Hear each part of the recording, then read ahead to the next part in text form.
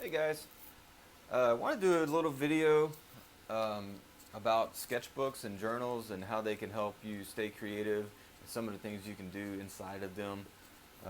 There's all kinds of different sketchbooks. This is my current one, but I have a ton of other ones, and as a creative person you should always kind of keep a sketchbook or a journal or something to record your ideas because you never know when you're going to be inspired, and you never know what will inspire you. Just by writing or drawing every day in a sketchbook something, uh, you're going to generate some ideas, and you're going to have a record of those. And so I'll just give you a couple things you can do in your sketchbooks in this video, and we'll do some future videos with some more ideas and hopefully some better video quality. I'm not a very good videographer or filmmaker, so I'm going to try to do a series of videos, and hopefully uh, they'll have good information. But I know they'll have good information, but hopefully they'll be at least a decent video to watch. But anyway, here's a little look at sketchbooks. So here's a little glimpse into my art closet and all the sketchbooks that I have. These are ones that I have not used yet or not filled up, and these are completely blank. They're just there, different kinds of papers and that kind of thing. So whenever I get the inspiration, I can just grab a sketchbook, and ideas don't get lost that way. And then you come down here, and I have a sort of a Tupperware container kind of thing. It's pretty long, and I keep all my filled sketchbooks in there, the ones that are completely filled up, and I can go back and look at them, see one, to get ideas for future work, and then two, just to kind of see how I've developed over the years. And that's interesting and good information to have. So here's a page from one of my sketchbooks. Uh, I use it for lots of different things. In this particular book, I was doing some media experiments because you can see how the colors, I was testing how the colors blended and different effects, and different color combinations, like you can see over here, to put on bigger pieces. Your sketchbook's designed so to be practice area. Like here I was practicing just sketching people, just Jack Nicholson.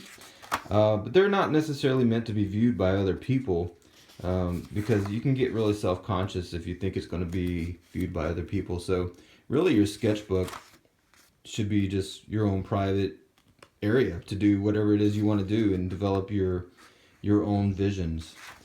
And lots of this stuff, like I said, would never be seen by people. I mean, unless in a situation like this where I'm showing you on a video, but normally they wouldn't.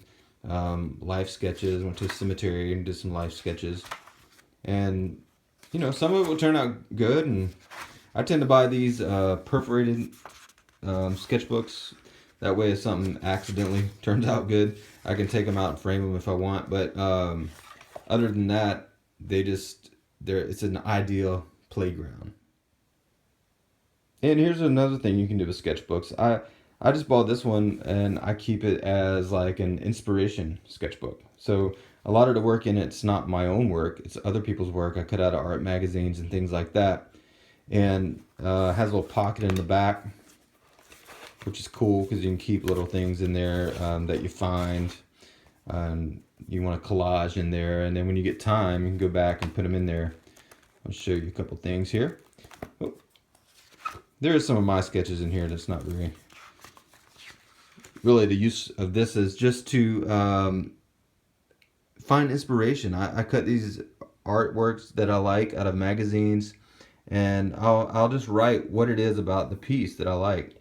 So for instance, this one, the composition's wonderful. I like the composition of that piece, but every piece is different. I was inspired by different things, color and energy, on that piece. And so I can go back and look at these and incorporate some of these techniques into my own work. And so it's good to have an inspiration sketchbook as well. And here's a way I use journals. I mean, I got as many journals for writing and mind maps and those kind of things as I do blank sketchbooks. But this one I did recently, just some lyrics from some songs that I like, I find inspiring, and that kind of elicit some kind of imagery for me. So, you can use this kind of thing to develop ideas for paintings, and that's exactly what these are for. I'll go through and pick some of these, and I'll put them in a sketchbook and do some preliminary drafts. And some of them may turn into something, some of them may not. But it's another way to get ideas. And I love like graphic organizers. I guess that's the teacher in me coming out, but this is something I do a lot in sketchbooks. I do a lot of mind mapping. And this particular exercise would be great for any kind of artist. Basically, what I did was take my two most influential artists, two of my favorite artists, Andy Warhol and Salvador Dali, uh, really two of my favorite artists, and then do a little research. Just go on Google. This took me about 30 minutes to get this particular tree, and then of course I went into a little more in depth. But basically, what it is, you look at somebody like Warhol, and then find three people that influenced him a lot, and which would be these three people, and then take it one step further, and for each of those people, find three people that influenced them. And it's kind of a tree of influence, and it's very interesting to do. So here's Dali, and three artists that influenced him. And so, for instance, Miro, and then look at Miro, and then try to find three artists that influenced him: Cezanne, Paul Klee, Andre Breton. And then just look at their work and kind of get into it, and you can really find some good inspiration for your own work. And it's interesting to see all the links